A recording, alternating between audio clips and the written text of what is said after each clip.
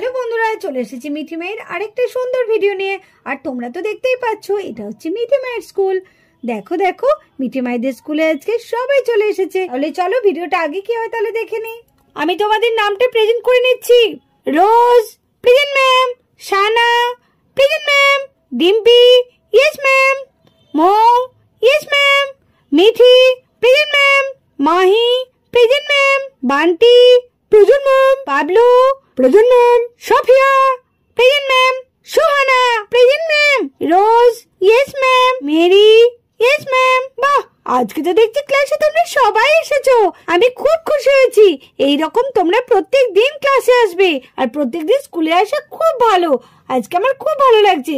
নাও তোমরা ইংরেজি বইটা বার করো। আজকে তোমাদের লেসন 4টা পড়িয়ে দেবো। এই যা, আমি তো গোলু স্যারকে ফাইলটা দিতে ভুলেই গেছি। না না, তাড়াতাড়ি গিয়ে ফাইলটা দিয়ে আসি, পরে আর মনে থাকবে না। বাচ্চারা তোমরা একটু চুপচাপ করে বসবে, কেউ দুষ্টুমি করবে না আর কেউ বাইরে বেরোবে না। আমি গোলু স্যারকে ফাইলটা দিয়েই চলে আসছি।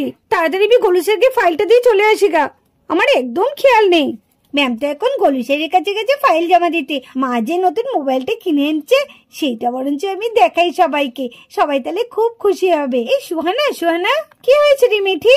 এই একটা জিনিস দেখবি। কি জিনিস রে? এই দেখ।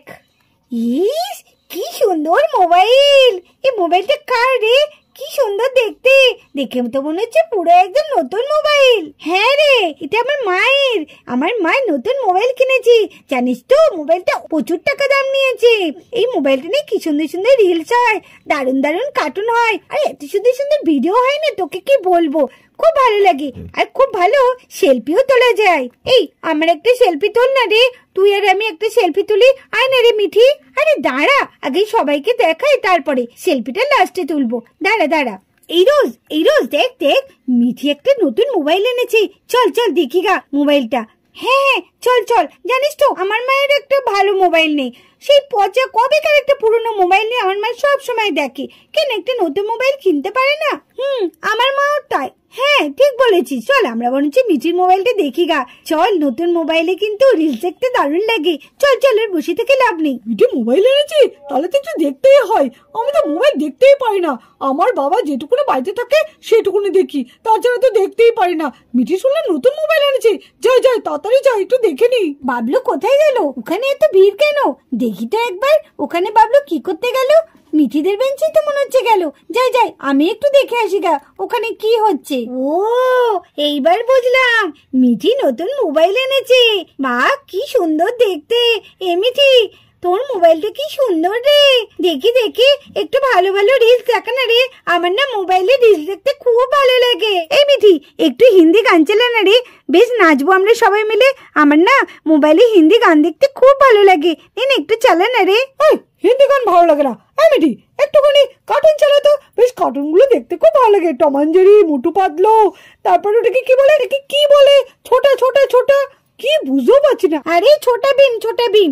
সত্যি তুই একটা বুদ্ধুরাম, ছো ছো ছো করে যাচ্ছে। ছোটা ভীম রে, ছোটা ভীম। হ্যাঁ ওই ওই ওই ওই ছোটা ভীম, একটু দেখানো রে, আমার খুব ভালো লাগে কার্টুন গুলো দেখতে। আরে হ্যাঁ রে হ্যাঁ, আমি সব দেখাবো। এর মধ্যে ছোটা ভীম হয়, কার্টুন হয়, সব কিছু হয়, দারুণ হয়। মিঠি মনে মাসিমণি মোবাইলটা এনেছে, যাই আমি একটু দেখে আসি গা। মিঠি, তুই কখন নিলে মোবাইলটা? এনেছিস স্কুলে, আর দারুণ কাজ করেছিস। এই নে মিঠি, একটা কার্টুন খোলতো, বেশ ভালো মজা করে একটু কার্টুন দেখি, তাই না বল? এই আমাকে একটু দেখতে দে না, তোর একটু শোন না, আমি একটু দেখি মোবাইল। তোরা না সত্যি এমন করে ভিড় করে দাঁড়িয়েছে, আমি কিচ্ছু দেখতে পাচ্ছি না। এই রোজ শোন না। কেন রে সরবো? আমি আগে সেখানে দাঁড়িয়েছি, আমি সরবো কেন? তুই তো পরে এলি, তুই আমার পেছনে দাঁড়া, সব দেখতে পারবি। ওই দেখ মিঠি এমন করে ধরেছে, সবাই দেখতে পাচ্ছে। বেশি বেশি চুপ কর তো, আমি একটু শান্তি করে মোবাইলটি দেখতে দে। খুব হিংসুটে রোজ আর মেরিটা, একটু সরে না। দেখি এখান দিয়ে দেখা যায় নাকি ফাঁক ফোঁক দিয়ে। দোত মাথা উঁচু করছি, দেখাও যাচ্ছে না। এই তো দেখতে পেয়েছি। বাহ, কি সুন্দর মোবাইলটা, কত সুন্দর গান হচ্ছে। এরপর এক এক করে সবাই মিঠির মোবাইল দেখতে চলে আসে। আর দেখো কত ভিড় জমা যায় মিঠির মোবাইল দেখার জন্য। এই যে আমি কত সুন্দর তোদের ভিডিও দেখাচ্ছি, দেখ। দেখেছিস কি সুন্দর ভিডিওটা, কি সুন্দর কার্টুনটা হচ্ছে, দেখেছিস?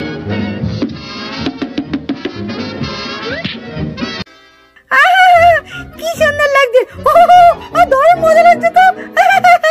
দারুণ লাগছে লাগছে দারুণ লাগছে, কি মজা কি মজা। ও মিঠির মোবাইলের ছবিটা কি সুন্দর। হ্যাঁ সেটাই তো বলছি, এ কি জাতা মোবাইল, এটা অনেক দামি মোবাইল জানিস। এই তোদের তো আমি একটা জিনিসই দেখাইনি, এই মোবাইলে আরো একটি সুন্দর জিনিস আছে। দাঁড়া দাঁড়া দেখবি কি সুন্দর আলো জ্বলে। দাঁড়া দেখাচ্ছি দেখাচ্ছি। এই দেখ এই পাশে সুইচ আছে, এই তো এই দেখ কেমন আলো জ্বলেছে। মিঠি চোখে মারিস না, চোখে লাগছে মিঠি। মিঠি না খুব দুষ্টু। মিঠি মিঠি খুব খারাপ হচ্ছে মিঠি, ওরকম করে চোখে লাগতে বড্ড। বাবা মোবাইলে আলোটা কি জোর মিঠি। দিস না দিস না, দেখ দেখ দেখ দেখ দেখ দেখ। এই মিঠি একটা সেলফি তোল, সেলফি না তুললে হয়? তুই অত সুন্দর একটা মোবাইল এনেছিস, সবাই মিলে একটা সেলফি তুলে নে না রে। ঠিক আছে তুলছি। ও বুঝেছি বুঝেছি, স্কুলে মোবাইল এনেছে, আমি কিছু আনলে ম্যামকে সঙ্গে সঙ্গে সবাই জানিয়ে দেয়। এইবার দাঁড়া মিঠি, আমি তোর ব্যবস্থা করছি। আমি শিগগিরই ম্যামকে গিয়ে ডেকে আনছি। ম্যামকে বলবো মিঠি স্কুলে মোবাইল এনেছে। তখন ম্যাম যা মিঠিকে দেবে না ধরে। না না তাড়াতাড়ি যাই তাড়াতাড়ি যাই। দেখ দেখ মিঠি তো স্কুলের মধ্যে মোবাইল এনেছে। আন্টি কি নতুন মোবাইল কিনেছে নাকি? এই চা দেখেছিস, মাকে না জানিয়ে মিঠি মোবাইলটা নিয়ে চলে এসেছে। মা গতকালই মোবাইলটা নতুন কিনেছে, সেই মোবাইলটা নিয়ে চলে এসেছে। দেখ কি কাণ্ড। এবার যদি কেউ ম্যামকে বলে দেয় তাহলে কি হবে বলতো মিঠির অবস্থাটা? সেটাই তো, আবার তুইও তো কিছু বলতে পারবি না, তুই বললেই তো আবার মিঠি তোর উপর রেগে যাবে। হ্যাঁ রে দেখ না, ওকে একটু ভালো কিছু বলতে গেলেও আমার উপর রেগে যায়। কি করা যাবে আর, থাক যা হবে হবে, আমি জানি না কিছু। আরে নে নে কটা সেলফি তোল, আমরা তো সবাই দাঁড়িয়েছি। নে নে নে নে।